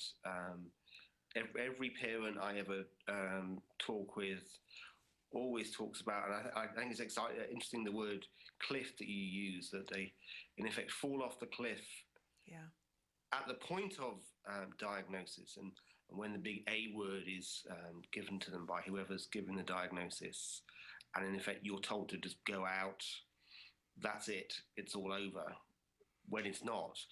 But that's in effect the story that keeps coming back from around the world, and in effect you're flung out into the great ocean of autism to fend for yourself, when there is a journey that you start, but there are so many on this journey that could share and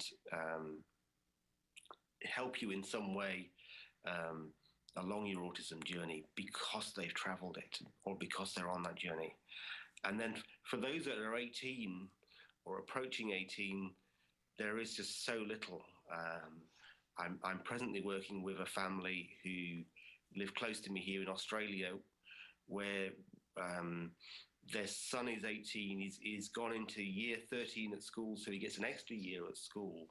And the family have devised a micro business for their son. So he is going to be recycling paper.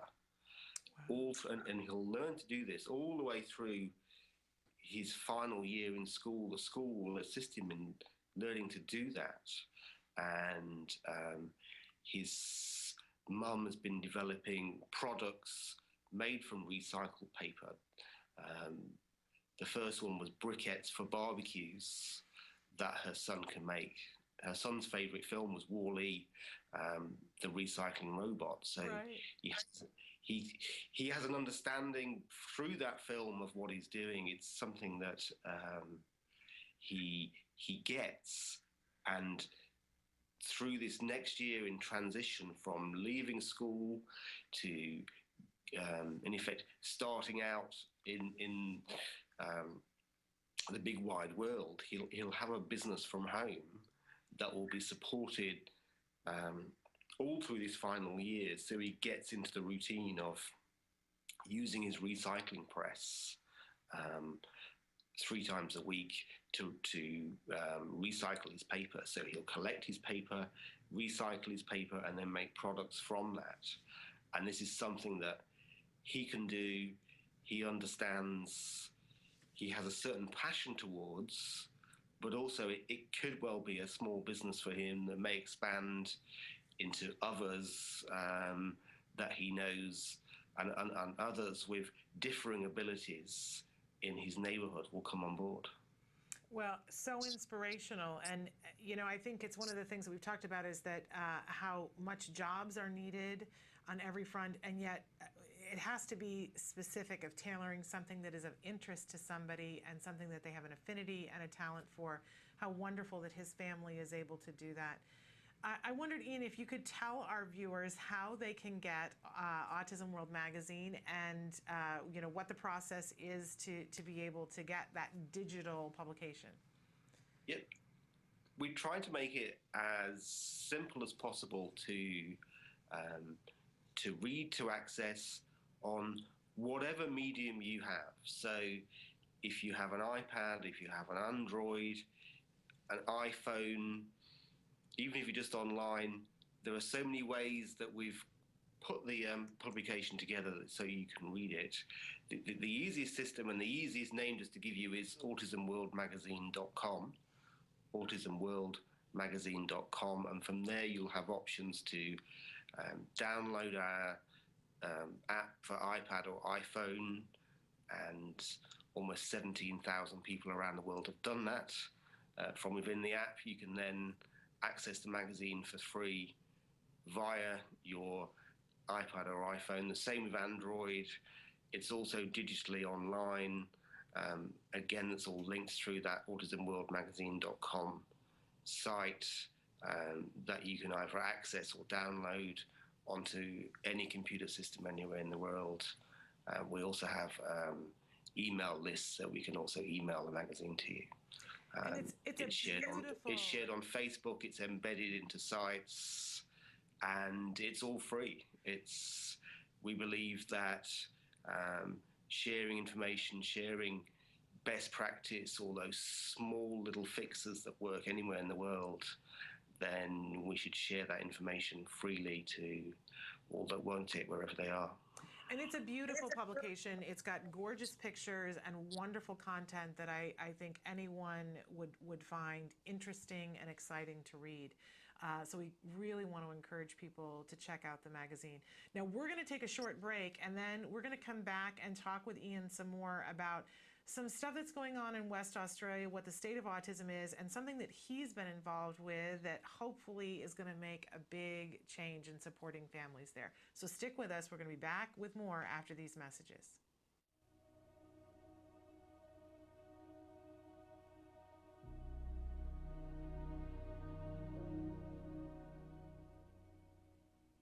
Hello, fellow activists. Last week, we talked about step number 1, accept and embrace this challenge. Now we're moving on to step number 2, educate yourself. After my son Wyatt was diagnosed, I put up a sign over my home office that said Autism Central. I went to school in my home office every night after my husband and Wyatt had gone to bed because I was determined to learn everything there was about autism. That's because knowledge is power. Visit all the autism websites you can, read all the books you can, learn about all the organizations that are out there that offer free guides to help you. Some of them even offer mentors to help guide you. Find out about local support services. Find out about what educational services your child is entitled to. Get to every autism conference and seminar you can. I'll never forget the first autism conference that I went to. The first speaker was a beautiful, brilliant woman named Dr. Doreen Graham-Pichet. She spoke about a therapy called Applied Behavioral Analysis, or ABA. She told about how it could improve the life of children with autism and in some cases recover them. Now, despite the fact that Wyatt had been diagnosed for over a year, nobody had told me about this therapy. I remember calling my husband on the cell phone and saying, "Honey, I met the woman who is going to help improve Wyatt's life." And I'm happy to say that 8 years later, that's true.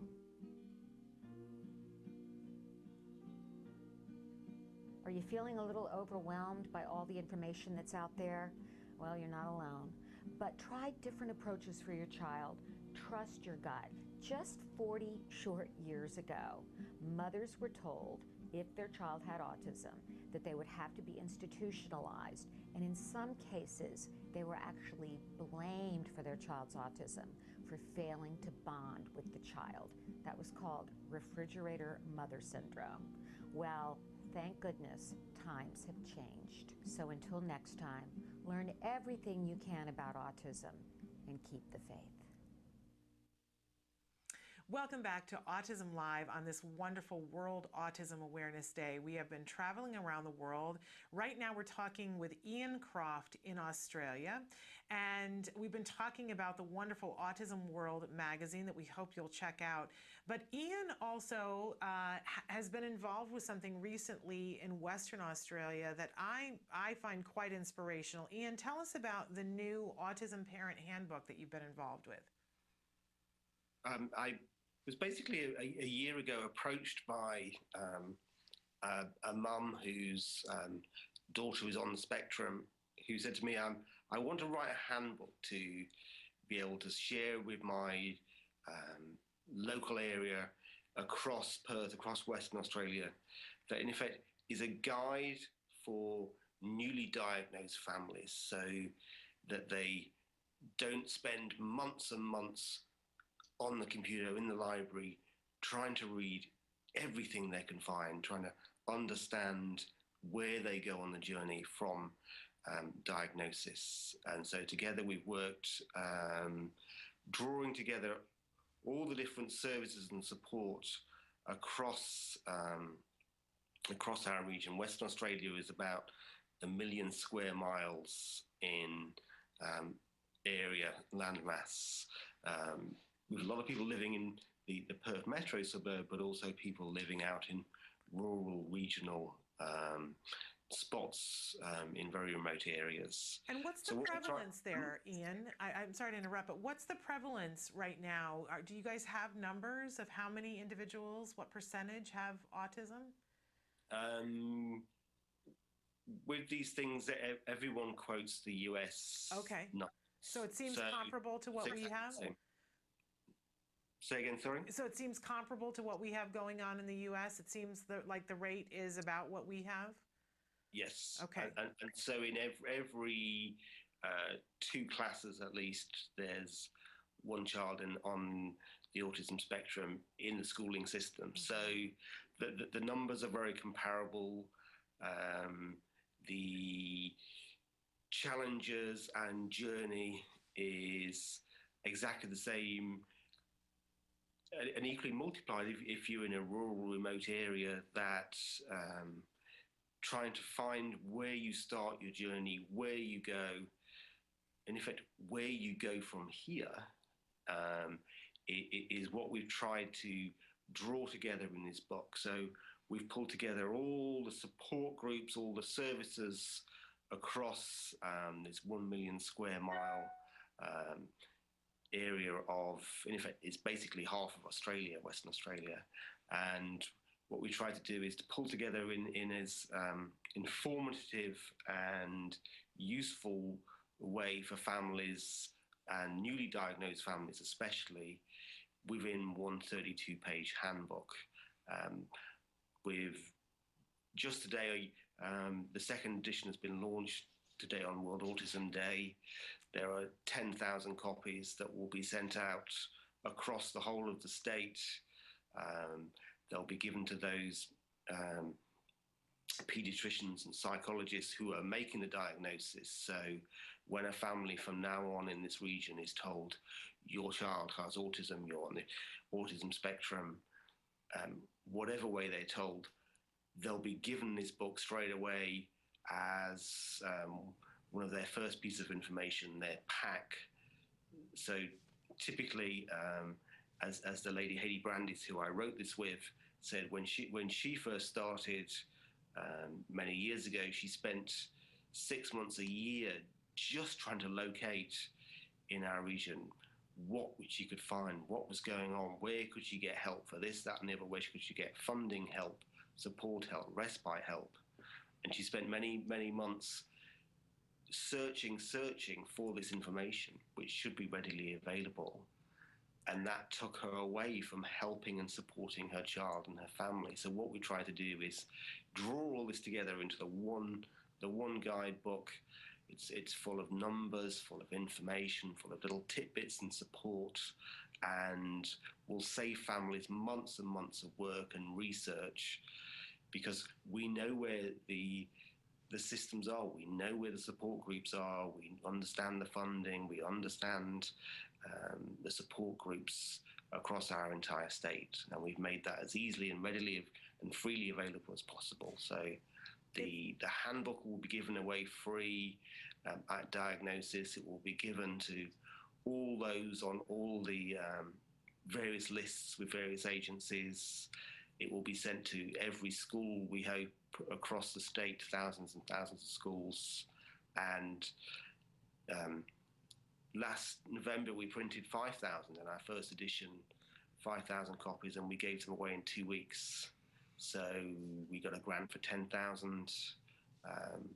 I'm hoping we'll get a grant for as many more as we need.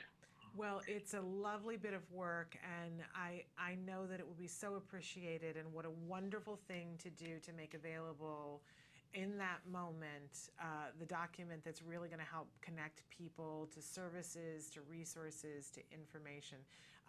One of the things that you had sent me a quote about, the sense of isolation expressed by many parents of a child with autism can be even more intense for parents living in regional Western Australia. It does not have to be this way. Support is available, and so often from people who have walked the same walk. I think that is beautifully said, and what a wonderful thing to do. It's a great legacy that you're leaving, Ian.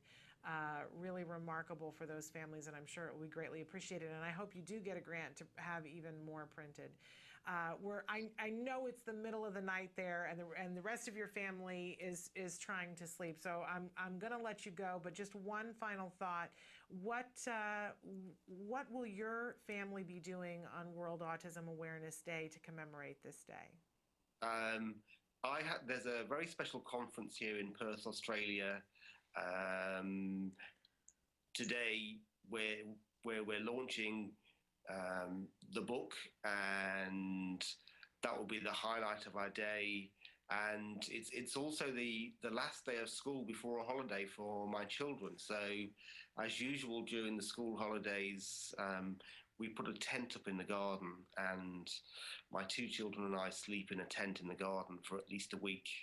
And they look forward to it every single school holiday, rain or shine.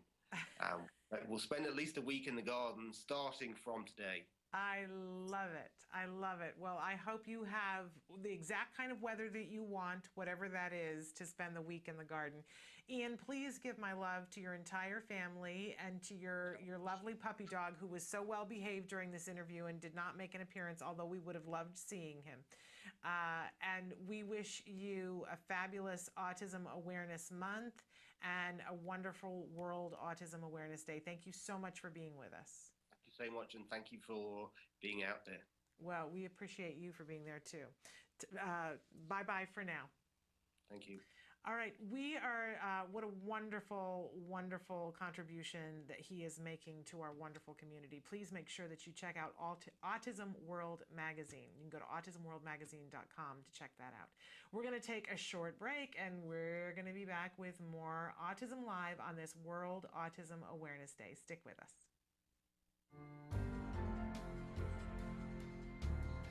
Another parent wants to know, how do I find out that one thing that my kid is really good at? Now, when they get older, they're going to kind of divide into 2 groups. You're going to have the kids that become verbal, and then you're going to have the kids that are nonverbal, got many more problems. Maybe they still have epilepsy or some other problem. And they kind of need different services. And the ones that get verbal, what we need to be doing with them is develop the area of strength. And that area of strength often will show up around 3rd or 4th grade, sometimes earlier. But my ability in art showed up when I was in 3rd and 4th grade, and it was always encouraged. And I was encouraged to do lots of different kinds of art. Otherwise, it would have just been endless horse heads. You know, Mother would say to me, "Why don't you draw a picture of a beach or something else?" You want to broaden it out. If the kid's fixated on trains, let's teach reading with trains, math with trains. Tap into that fixation, but develop the area of strength. Some kids it's going to be art. Other kids it's going to be mathematics. So you got a 3rd grader who's smart in math, and he wants a 6th grade math book. Give him the 6th grade math book. Don't bore him with the baby stuff. But that kid's going to have trouble with reading, because the common thing is the uneven skills. And then you have the kids that are the history buffs, and these kids are often really good at writing skills. You tend to have uneven skills, but tap into their fixations and use those to motivate, but broaden. If he likes trains just watching them, well, we're going to take that interest in trains to do some math with it, or maybe read about the history of the railroad. You know, tap into that motivation. One of the things I really want to talk about is we got to stretch these kids. I'm not talking about physically stretching them, mentally stretching them to do new things. I'm seeing too many kids that haven't learned how to shop, how to order food at McDonald's. So you start out, let's say it's ordering food at McDonald's or at Burger King. So you take them up there and they watch you order it. And then eventually you go in when the store's not busy and they have to go up and order it while you're sitting at the table watching, and then you coach them. And then eventually they can go in the restaurant themselves. I can remember I was scared to go to the lumber yard alone and buy lumber. And Mother made me go. And she knew I could do it. I had bought lumber with her many times. But there's a tendency to want to have somebody else there when they do it. And they've got to learn how to do things alone. And you gradually have got to kind of push it. You've got to stretch them. And I'm seeing too many kids not learning basic skills. Saw a 19-year-old honor student that actually knows how to drive that had never shopped in the grocery store all by herself. That is just ridiculous. You know, you've got to stretch them. You push too hard, they're going to be panic. And the other thing is no surprises. No surprises. I knew all about the ranch long before I went there. I'd talked to Ann. But if you don't stretch these kids, they don't grow. Welcome back. We're here at the end of an incredible day. We've run a little bit long, so if you stayed with us through to the end, we hope you had a great journey. And I hope that however you decide to celebrate or commemorate this day with your family and with your community, that you do it in a way that's appropriate for you. It's not one size fits all. I know I'm looking forward to events that are happening today with my family. I thank you all. A program note for you reminding you that we are in the process of a move. And so next week we will not be on the air live, although we will be sending out some recorded clips for you to see. And I'll keep you posted about the week after. Keep your fingers crossed. We're hoping for a smooth move into our new studio. But wishing all of you a wonderful World Autism Awareness Day. Until we meet again, please give your kiddos a hug from me. Bye-bye for now.